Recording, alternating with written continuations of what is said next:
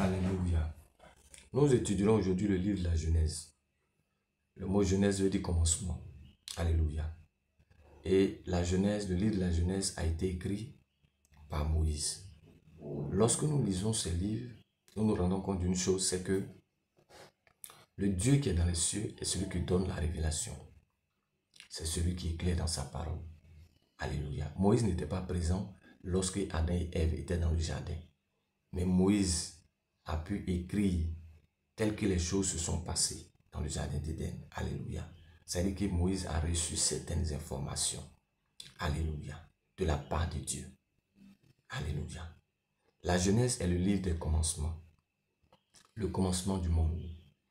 Lorsque j'étais encore dans le monde, je me posais des questions, mais d'où est-ce que nous venons? Est-ce que nous sommes des descendants des singes ou autres? Est-ce que ce que les gens disent, c'est la vérité? Donc, plusieurs choses ont commencé à passer dans mon esprit jusqu'à ce qu'un jour, je rencontre le Seigneur et que je commence à m'asseoir et à étudier les Écritures. C'est là que j'ai découvert mon origine, l'origine de l'homme. Alléluia.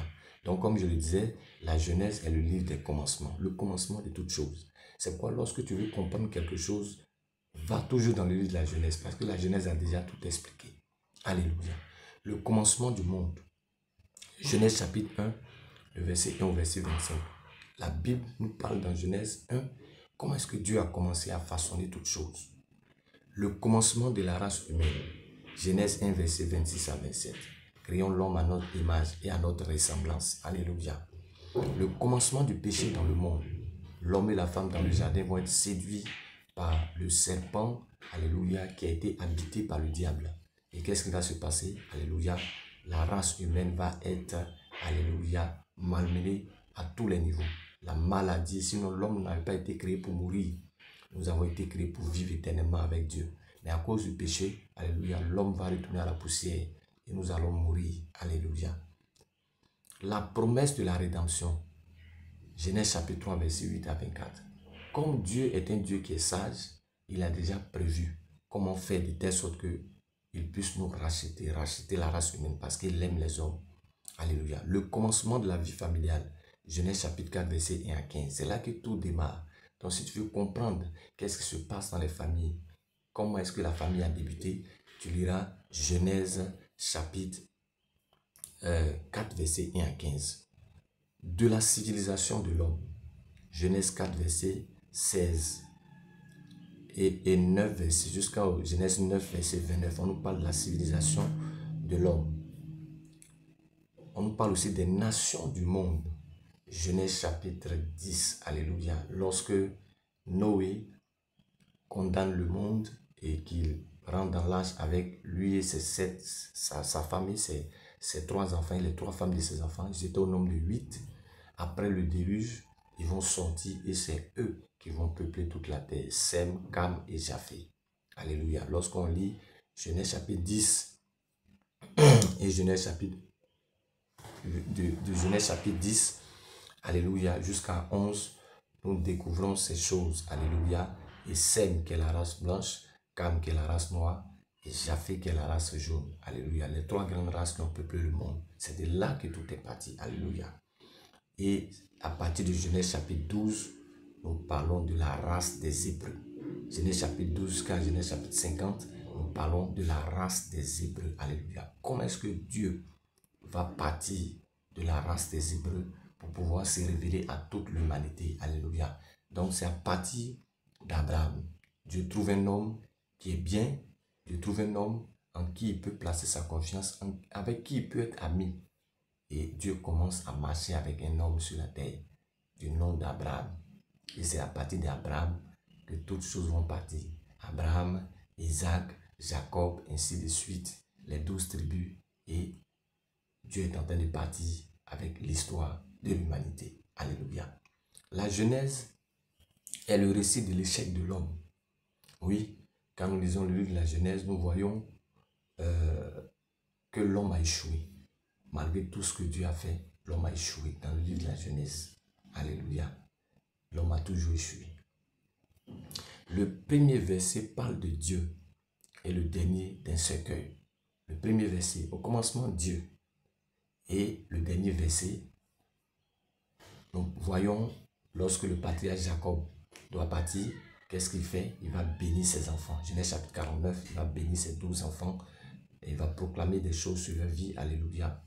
Il va déclarer des choses sur leur vie et ainsi de suite, les choses vont partir. Voilà les grandes lignes qui dirigent le livre en deux idées différentes. Donc nous pouvons diviser le livre en deux idées différentes.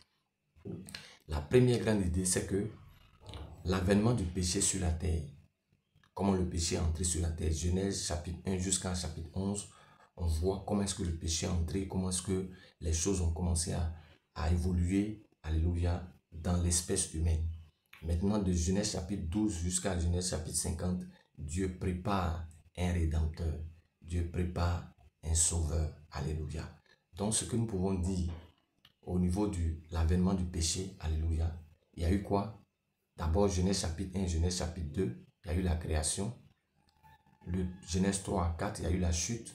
Genèse 5 à 9, il y a eu le déluge.